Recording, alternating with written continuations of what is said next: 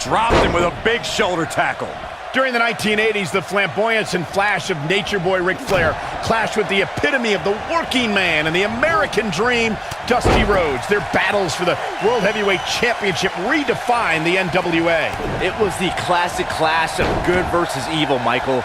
The rivalry reached such hostility that boxing legend Smokin' Joe Frazier served as special guest referee for their match at Starrcade 1984. And I think it's safe to say that these competitors will never be the same after this Hell in a Cell match. That landed perfectly. And the elbow drop hits. Ric Flair is a force within the ring. He's bringing it back inside the ring now. Reverses that one. Slam down with authority.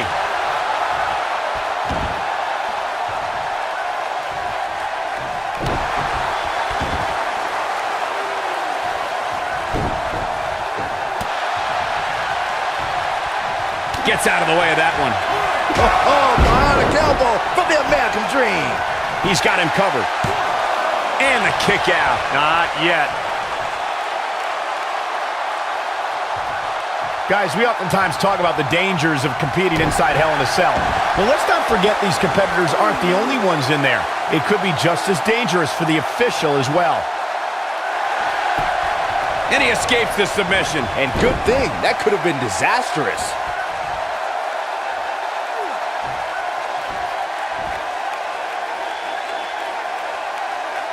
He's got the leg locked in now.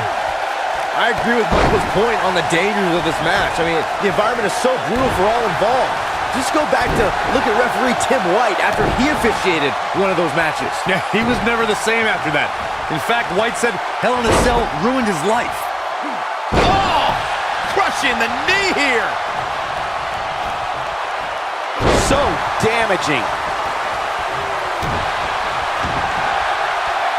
He can turn up the heat at will, it seems. You know, no matter how many times I see a Hell in a Cell match, I'm always He fights his way free. But how much energy did he exhaust fighting his way out?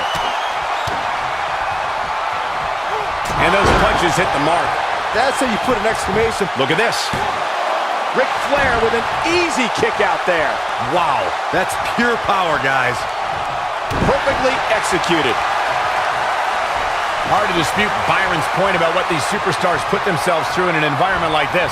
For whatever reason, when the Hell in a Cell structure is in place, superstars willingly push the boundaries of physical punishment. And then there's people like Shane McMahon who just take that to a whole other level.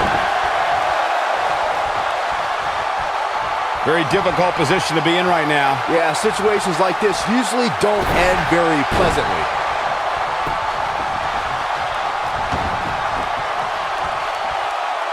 If you look up the word champion in the dictionary, there should be a full-page pic, and Dusty Rhodes makes the cover. This is what makes him one of the best in the business. And he got a near fall out of it. How did he do that? Dusty Rhodes may have it. This is a level of destruction no one was expecting. That's what he was looking for, Michael. That is exactly what Dusty Rhodes needed. Nice job by Dusty Rhodes there. Returning to your point about Ric Flair being champion, Michael, Flair's amazing body of work spans the globe and is the symbol of excellence in sports entertainment. And he was the first superstar to become a 16-time world champion. There's one other word that should be linked to Ric Flair, fellas, and that's best. The Nature Boy spent 34 years as one of this industry's top guys. It's only fitting that he passed his excellence down to his daughter, the Queen.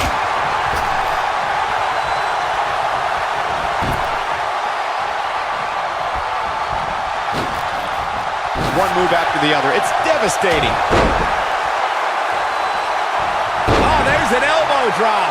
Nobody controls the pace of a match. What? Gets the shoulder up. Wow. What's it going to take?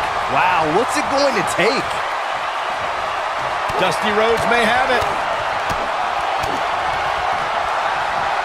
Nobody comes back from this. The Nature Boy is in a tough spot here.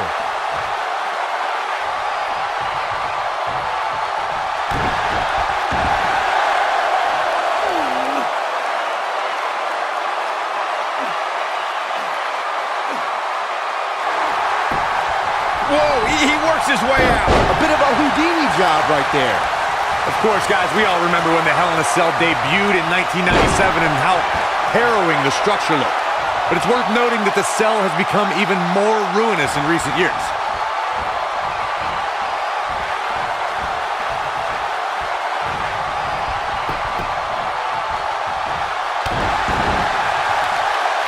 You know, Corey's point about the cell evolving in recent years is absolutely right. In fact, Byron, the structure is now well over 5 tons. And I believe that's more than twice as heavy as the original cell, Michael. And believe it or not, it's Dusty Rhodes. Oh, bionic elbow from the American Dream.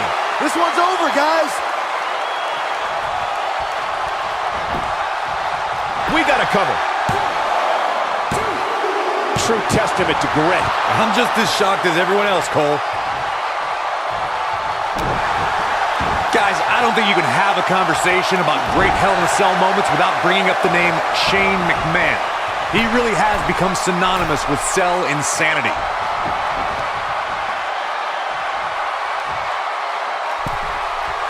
Whoa! The Nature Boy's going all natural on him.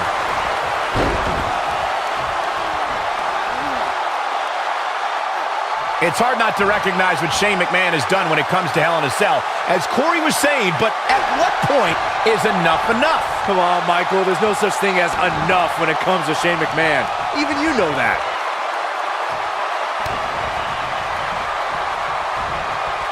Pile driver! Spiked him. He can turn up the heat at will, it seems. Oh, he's such a tough target. Oh boy, he is rolling. That packed a punch. Look out, Ric Flair is measuring. Oh, and a knee drop right to the jaw. What a comeback.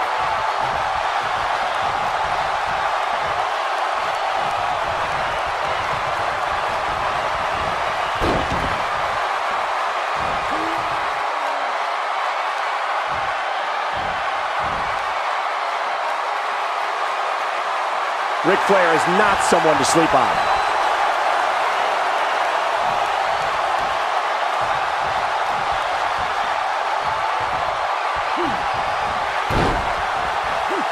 Ric Flair is a force within the ring.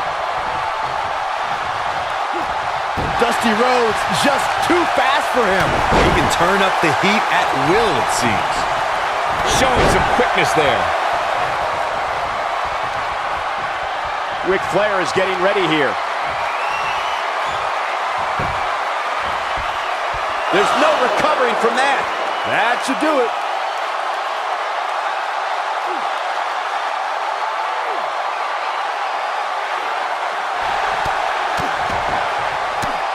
He broke out of it. Cole, how in the world did he find the energy to do that? He's making a statement here with this attack. Goes down hard.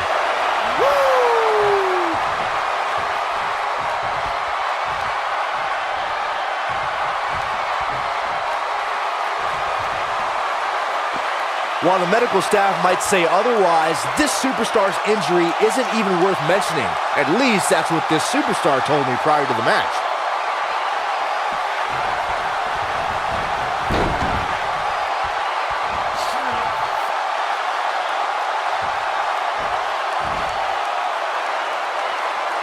Some might say that it wasn't a wise move for this superstar to step inside the ring with an injury, but I don't know.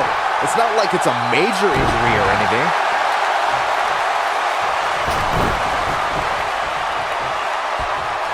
Clearly trying to take out the back here. Flair is in position. Clearly on a mission here. If that doesn't end it, I don't know what will.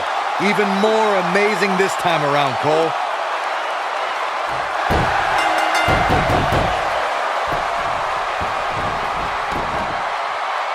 This singles match has come to an end. Wow.